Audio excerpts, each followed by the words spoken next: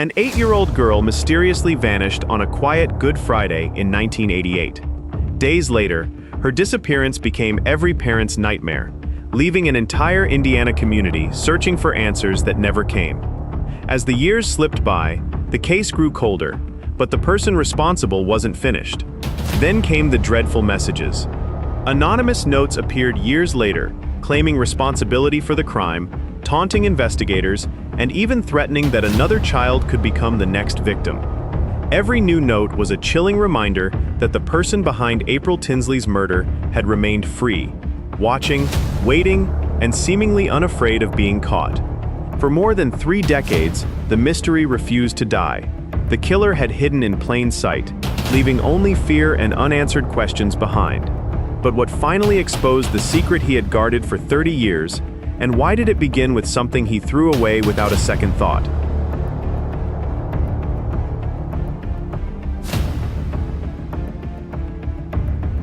Before we go any further, I'd like to ask one small favor. If you believe every victim deserves to be remembered and every unanswered question deserves to be explored, please subscribe to the channel. Here, we don't just tell crime stories, we honor lives, examine the evidence, and revisit the cases that history tried to forget. Your support helps keep these stories alive. Now, let's return to the investigation. There are some days that divide a community's history into 2 chapters, before and after. For the people of Fort Wayne, Indiana, April 1st, 1988, became one of those days. It began like countless other Good Fridays. Schools were closed for the Easter holiday. Families prepared for church services and weekend gatherings. Children filled neighborhood sidewalks with the sounds of bicycles, laughter, and conversations that drifted from one front yard to the next. Nothing about that Friday suggested it would become one of the darkest chapters in Indiana's history. Before sunset, an 8-year-old girl would disappear. For the next 3 decades, investigators would pursue thousands of leads, preserve evidence through generations of forensic science, and refuse to let her name become another forgotten cold case. This is the story of April Marie Tinsley, a little girl whose life changed an entire community, and whose case would ultimately transform the future of criminal investigations in the United States. April Marie Tinsley was born on March 18, 1980. She was the kind of child who blended naturally into the rhythm of suburban life. Friends remembered her as cheerful and energetic. Family members described a little girl who enjoyed spending time outdoors, laughing with neighborhood friends, and embracing the simple adventures that define childhood.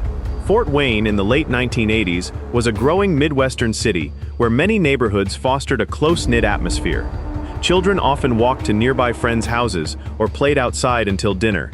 Parents knew their neighbors, and many believed their communities were places where children could safely explore their surroundings. April's family shared that confidence. Like many parents, they believed that familiarity brought safety. It was a belief that countless American families held during that era. And on Good Friday, nothing seemed unusual. On April 1st, 1988, was warm enough to encourage children outdoors. The Easter weekend had just begun. With school closed, April spent part of the afternoon visiting and playing with neighborhood friends not far from home. It was an ordinary day, filled with ordinary moments. The kind of memories families rarely imagine will one day become the final recollections of a loved one.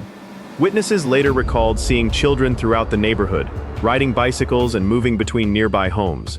There was no immediate sign of danger, no reports of panic, no obvious disturbance that would have caused alarm. Everything appeared normal. During the afternoon, April left the area where she had been playing. She expected to be away only briefly. Investigators would later establish this period as the final confirmed portion of her day before contact with her family was lost. When she did not return home as expected, concern grew quickly. At first, her family searched on their own. Perhaps she had gone to another friend's house. Perhaps she had taken a different route home. Perhaps there had simply been a misunderstanding. As the minutes passed, those hopeful explanations became harder to believe. By early evening, it was clear that something was wrong. Her disappearance was reported to law enforcement. What began as a missing child call soon evolved into a large-scale emergency. Fort Wayne police officers arrived and immediately recognized the urgency. Time is often one of the most important factors in missing child investigations. Officers began canvassing the neighborhood, speaking with residents, checking nearby parks, fields, wooded areas, and roads. Neighbors joined the effort almost immediately. Volunteers walked through vacant lots. Others searched drainage ditches, wooded trails, and open spaces. Some drove slowly through surrounding neighborhoods, hoping to spot a young girl walking home. As darkness settled over Fort Wayne, flashlights replaced daylight. The search continued through the night. No one wanted to imagine the alternative. Every passing hour increased the concern that April had not simply wandered away. Investigators requested additional resources, and the search expanded well beyond her immediate neighborhood. Experienced investigators often describe the first hours after a child's disappearance as crucial. Those early decisions would shape every stage of the investigation that followed. Detectives documented witness statements. Search teams carefully mapped areas that had already been covered. Tips began arriving from members of the public. Some appeared promising, others quickly proved unrelated. Each lead required careful attention because investigators had no way of knowing which detail might ultimately prove significant. Meanwhile, April's family faced an agonizing uncertainty, shared by countless families in similar circumstances. Without answers, every possibility feels equally real. Hope and fear exist side by side. One moment brings optimism, the next brings unimaginable worry. For those closest to April, the waiting became almost unbearable. By the following day, news of the disappearance had spread throughout northeastern Indiana. Television stations interrupted regular programming. Newspapers published photographs of April. Radio broadcasts urged listeners to remain alert and report any information, no matter how insignificant it might seem. The community responded with remarkable determination. Volunteers continued searching despite exhaustion. Law enforcement agencies coordinated their efforts across jurisdictions. Every available resource focused on bringing one little girl home safely. But as investigators worked tirelessly, they had no way of knowing that the case they were building would stretch not just into weeks or months, but across 30 years. Nor could they know that evidence collected in those earliest days, preserved with extraordinary care, would one day become the key to identifying the person responsible. That breakthrough, however, remained decades away. Before investigators could look toward the future, they first had to confront a heartbreaking discovery that would forever change the course of the investigation.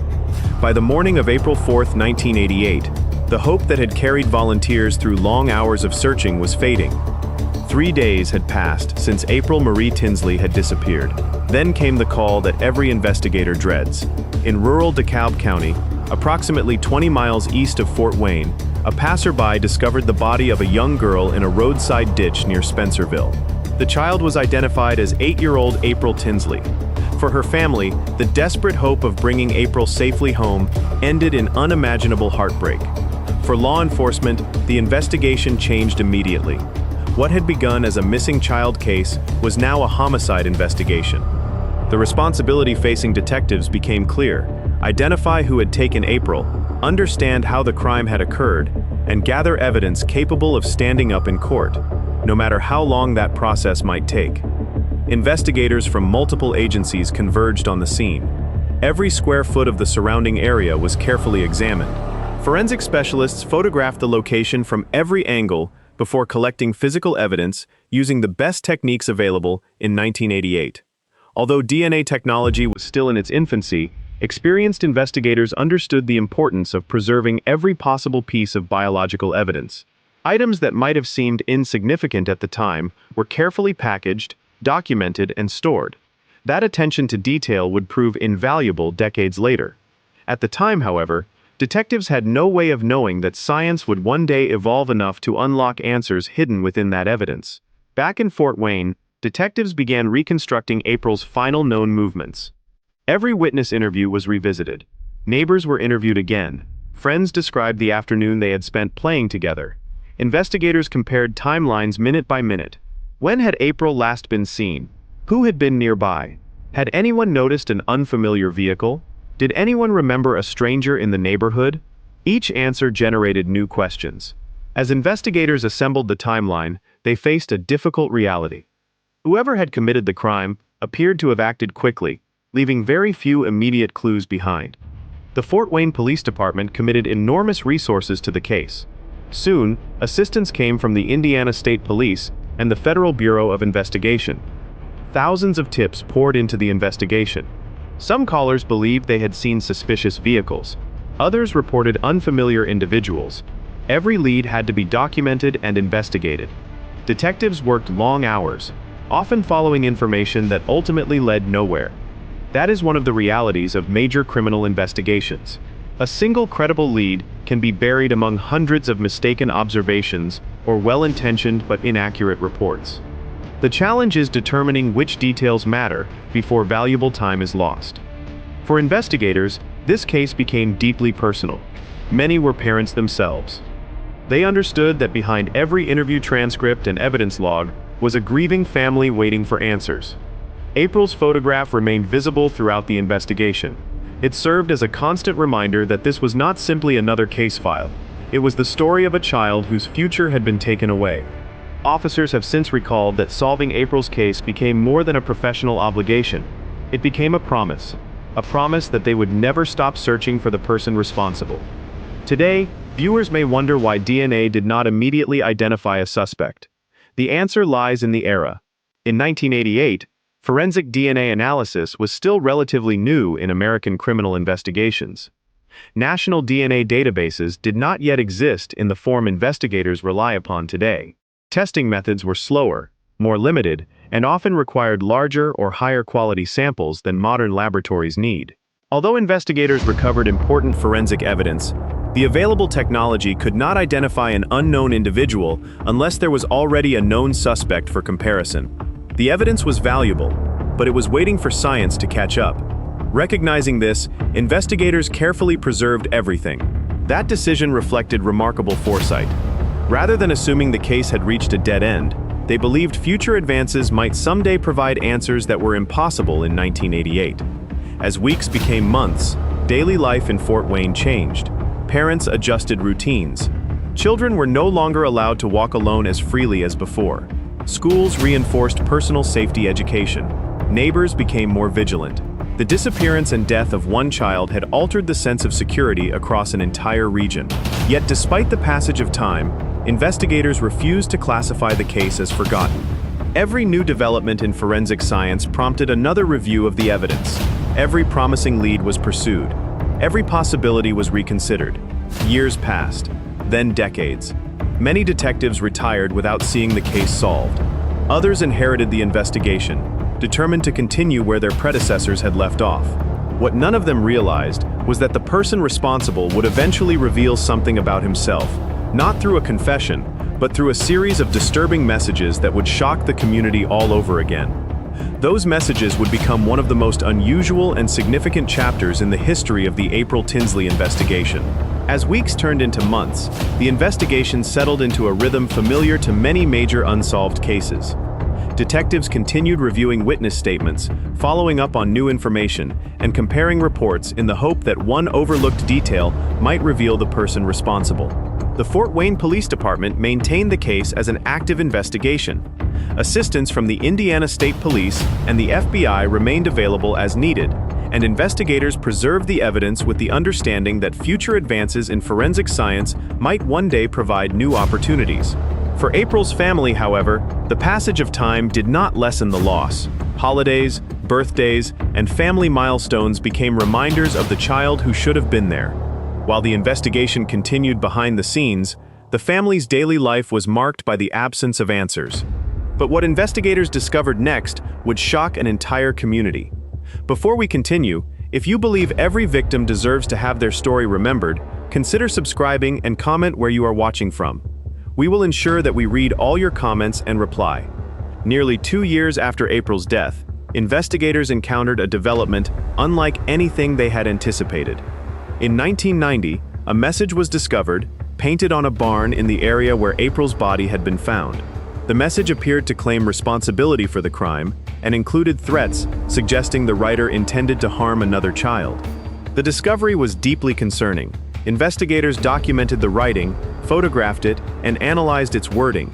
The message suggested that the person responsible was not only aware of the investigation, but was willing to communicate publicly in a way that appeared designed to challenge law enforcement. The possibility that the offender remained in the community heightened concern among residents and reinforced the importance of continuing the investigation.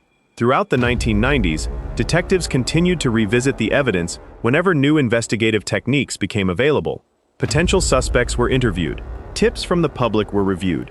Known offenders were compared against the available evidence. As DNA technology advanced, investigators submitted evidence for additional testing. While those efforts helped refine the forensic profile of the unknown offender, they still did not produce a name. The case remained open. For many investigators, that status carried an important meaning. A cold case is not a closed case. It reflects an investigation that has exhausted available leads while remaining active whenever new information emerges. 16 years after April's death, the case took another unexpected turn. In 2004, several anonymous notes were discovered in Fort Wayne neighborhoods. Some had been left on or near children's bicycles. The content of the notes referenced April's case and contained statements that investigators believed were connected to the same individual responsible for her death. The notes immediately became critical pieces of evidence. Laboratory testing recovered DNA from the materials associated with the notes. When compared with the DNA profile preserved from the original investigation, analysts determined that the profiles matched. This finding established an important fact. The same individual connected to the original crime was also connected to the later communications. For investigators, the significance was considerable. Although they still did not know the person's identity, they had confirmation that the offender had remained unidentified for many years and had continued behavior that drew renewed investigative attention. By the early 2000s, forensic science had changed dramatically from what investigators had available in 1988. DNA testing had become more sophisticated. National databases had expanded. Laboratories could develop profiles from much smaller biological samples than had once been possible. Even so, the available DNA profile did not match anyone in the National Criminal DNA Database. This meant that the individual responsible had either never submitted DNA to the system through a qualifying offense or was otherwise absent from the database. While disappointing, the result did not end the investigation. Instead, detectives continued preserving the evidence, believing that future scientific developments might eventually provide another path forward. As the case approached its third decade, a new generation of investigators joined the effort. Many of them had been children or had not yet been born when April disappeared. Even so, they inherited the same commitment that had guided the original detectives: continue pursuing every credible lead until the case was solved.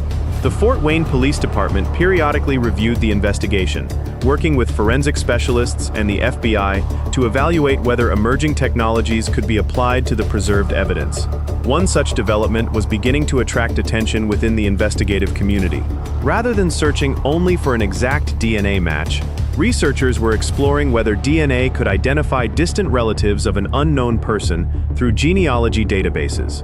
At first, the approach seemed experimental. Few could predict how quickly it would reshape cold case investigations across the country. For the detectives assigned to April Tinsley's case, however, it represented something they had not experienced in many years: a new direction, one that would soon bring investigators closer to identifying the unknown offender than ever before. By 2018, the investigation into April Tinsley's death had remained open for 3 decades. Many of the original detectives had retired. New investigators had taken their place, inheriting thousands of pages of reports, witness interviews, forensic analyses, and carefully preserved evidence. Although the names and faces within the investigative team had changed, the objective had not: find the person responsible. Advances in DNA technology had already solved numerous cold cases across the United States. Investigators now had access to techniques that had not existed in 1988, including investigative genetic genealogy, a method that uses DNA to identify relatives of an unknown person and then builds family trees to narrow the search. Importantly, this technique does not itself establish guilt. It provides investigative leads that must be confirmed through traditional police work and forensic testing. Detectives believed April's case might be a candidate. The Fort Wayne Police Department partnered with Parabon Nanolabs, a private laboratory specializing in forensic genealogy.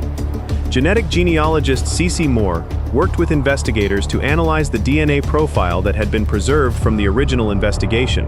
Rather than looking for an exact match in a criminal database, the DNA profile was compared with publicly accessible genealogy data, where users had chosen to make their information available for this type of investigative use. The results did not identify the suspect directly. Instead, they identified distant relatives. That was enough. Genealogists began constructing family trees, tracing generations of relatives forward in time. Through careful analysis of family relationships, geographic connections, ages, and other investigative information, the possible list of individuals became smaller. Eventually, investigators focused on a family in northeastern Indiana. Among those examined was a man named John D. Miller, a resident of Grabble, Indiana. At that point, detectives had a promising lead, but they still needed evidence that would satisfy the legal standards required for an arrest. Investigators began discreet surveillance. The purpose was straightforward. If John Miller was the individual responsible, they needed a DNA sample that had been lawfully abandoned in a public setting. Under established legal principles, items voluntarily discarded in public trash generally do not carry the same expectation of privacy as items kept within a person's home. During surveillance, detectives recovered discarded items associated with Miller. Those items were submitted to the laboratory. Scientists compared the DNA obtained from the discarded material with the DNA profile preserved from the original investigation and later communications connected to the case. The result was decisive. The profiles matched. For investigators, it was the moment they had been working toward for 30 years. But before making an arrest, detectives carefully reviewed the findings, ensuring that every step of the investigation had been properly documented and supported by admissible evidence. On July 15, 2018, investigators approached John D. Miller. They identified themselves and advised him of his constitutional rights under Miranda v. Arizona, informing him that he had the right to remain silent and the right to an attorney before questioning. According to investigators, when asked whether he knew why they wanted to speak with him, Miller responded with the name April Tinsley. Detectives continued the interview. During questioning, Miller made statements acknowledging responsibility for the crime. Those statements, together with the DNA evidence and decades of investigative work, provided the basis for formal criminal charges. He was arrested later that day. For many detectives, it marked the conclusion of one of the longest investigations of their careers. News of the arrest spread rapidly. For residents who had lived through the events of 1988, the announcement brought disbelief. Many had grown up seeing April's photograph on television, in newspapers, and on anniversary news reports. Some had participated in the original search. Others remembered changing the way they raised their own children because of what had happened. The arrest represented more than the identification of a suspect. It demonstrated that a case could remain solvable decades after the crime, provided evidence had been carefully preserved and investigators remained committed to pursuing new methods. Across the United States, law enforcement agencies closely watched the case. It joined a growing number of investigations, showing that advances in forensic science could provide answers long after traditional investigative avenues had been exhausted. Following the arrest, prosecutors in Allen County reviewed the evidence assembled over 3 decades. The charges reflected both the original criminal conduct and the evidence available under Indiana law. The prosecution prepared to present DNA evidence linking Miller to the crime, DNA connecting him to the anonymous messages left years later, statements made during police questioning, testimony from investigators and forensic experts, and documentation showing the continuity of evidence from 1988 through 2018. Initially, Miller entered a plea of not guilty. The case was scheduled to proceed through the criminal justice system. For April's family, another difficult chapter lay ahead. Although an arrest had finally been made, they still faced the prospect of court proceedings that would revisit events from 30 years earlier. The question now was whether the case would be decided by a jury or whether another legal development would bring the proceedings to a different conclusion. Following John D. Miller's arrest in July 2018, the Allen County Prosecutor's Office began preparing for what was expected to be one of Indiana's most closely watched criminal trials. For prosecutors, the passage of 30 years presented unique challenges. Witness memories naturally fade over time. Some original investigators had retired, and every piece of evidence had to be carefully documented to demonstrate that it had been properly preserved since 1988. Fortunately, one aspect of the case remained exceptionally strong: the physical evidence. From the very beginning of the investigation, detectives had preserved biological evidence using procedures that allowed modern forensic laboratories to examine it decades later. that careful preservation became the cornerstone of the prosecution's case. Miller was formally charged under Indiana law with murder, alleging that he knowingly or intentionally caused the death of April Tinsley, child molesting, based on evidence gathered during the investigation, and criminal confinement, alleging that April had been unlawfully restrained during the commission of the offense. Each charge carried substantial legal consequences. Together, they reflected the prosecution's position that the evidence established a continuous course of criminal conduct from April's disappearance to her death. The prosecution's burden remained the same as in every criminal case in the United States: to prove the charges beyond a reasonable doubt. Had the case proceeded to a full jury trial, prosecutors were prepared to present a comprehensive body of evidence accumulated over 3 decades. Central to the case was the DNA evidence. Investigators had preserved biological evidence from the original 1988 investigation. Decades later, that evidence was compared with DNA obtained from items Miller had discarded during lawful police surveillance. The profiles matched. In addition, DNA recovered from anonymous notes left years after the crime also matched the same individual, linking those communications to the person identified through the forensic investigation. Prosecutors were also prepared to introduce testimony explaining the investigative genetic genealogy process. They emphasized that genealogy itself was not the evidence establishing guilt. Instead, it served as an investigative lead that directed detectives toward Miller. The legal proof came from the independently verified forensic DNA comparison and the evidence gathered through traditional investigative methods. Finally, investigators were prepared to testify regarding statements Miller made after he was advised of his constitutional rights. Together, the physical evidence, witness testimony, forensic analysis, and investigative records formed a compelling prosecution case. As the case moved through the court process, an important development occurred. Rather than proceeding to a lengthy jury trial, Miller chose to change his plea. On December 7, 2018, he entered a plea of guilty. By doing so, he admitted legal responsibility for the charged conduct, eliminating the need for the prosecution to present its entire case before a jury. In criminal law, a guilty plea has significant legal consequences.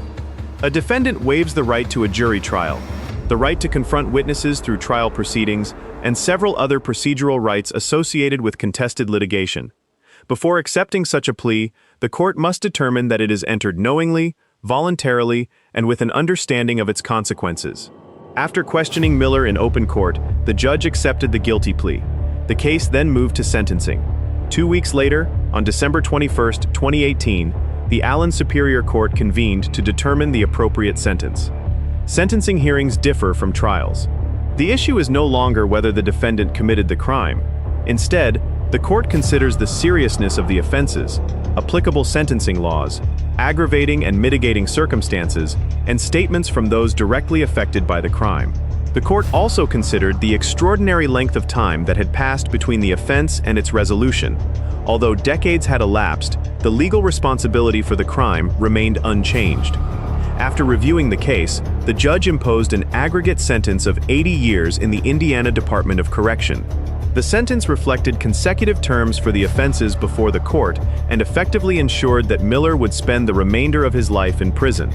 For investigators who had worked the case over 3 decades, the sentencing represented the conclusion of an investigation that many had feared might never be solved.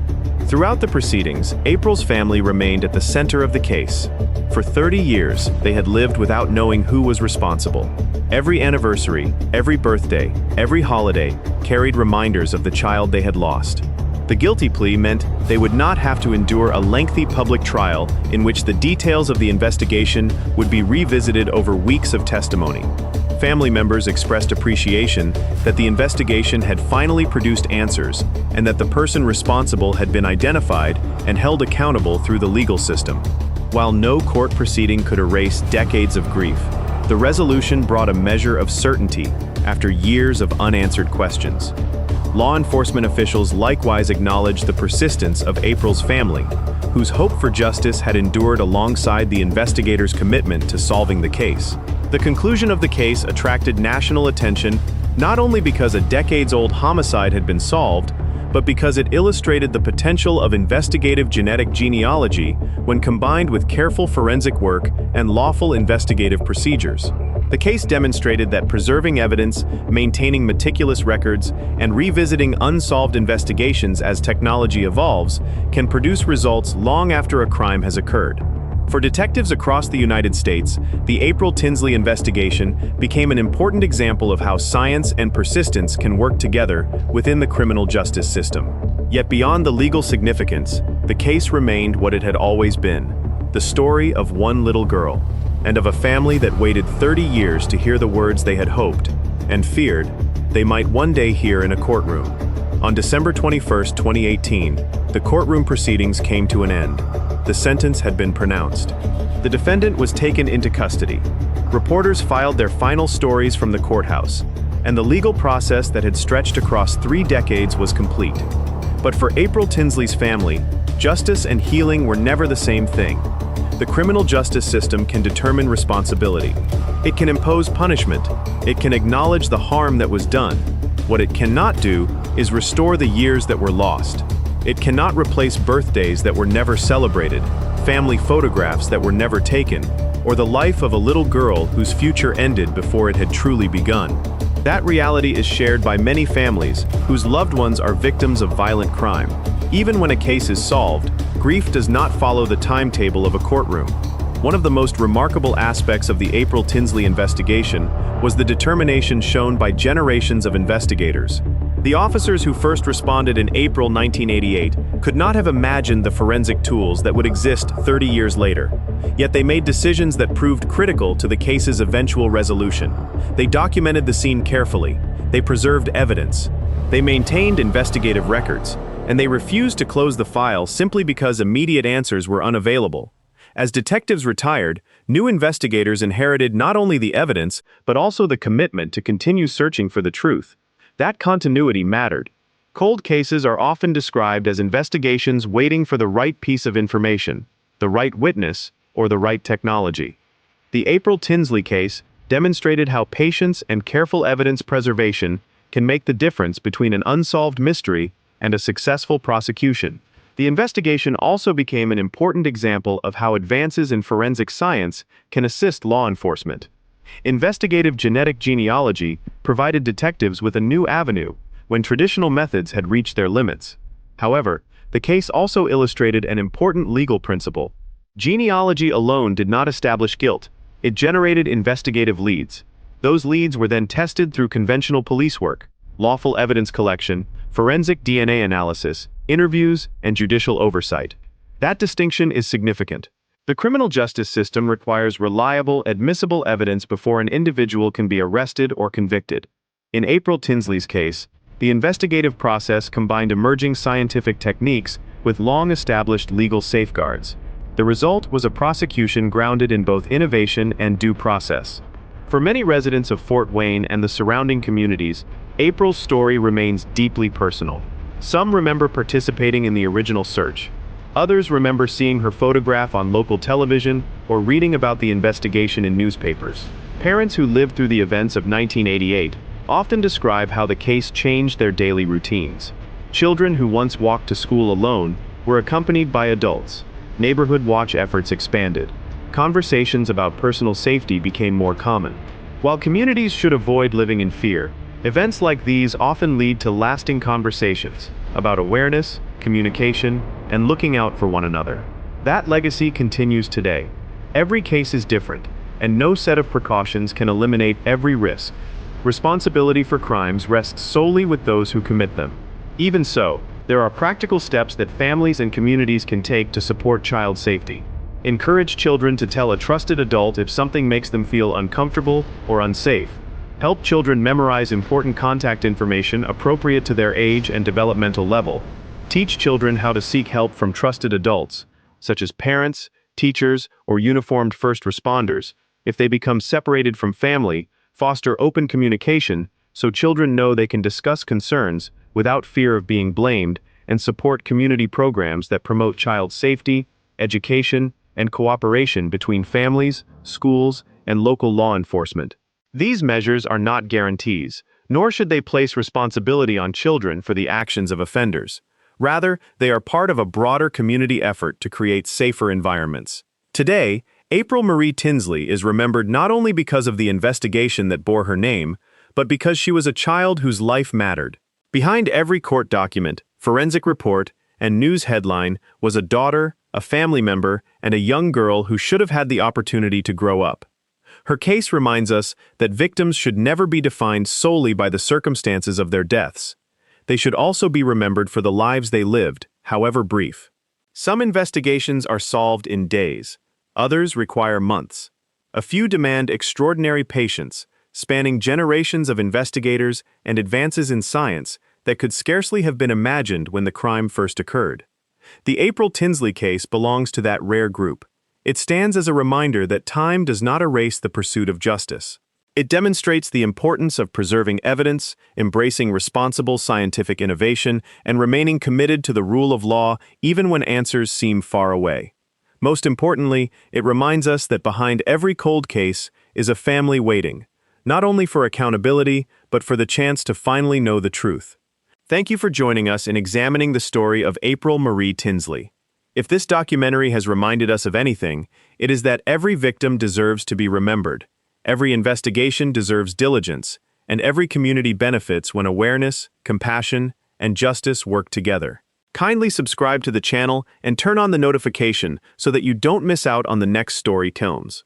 Here is another unbelievable story that led detectives nowhere until DNA science revealed a clue that changed the entire story.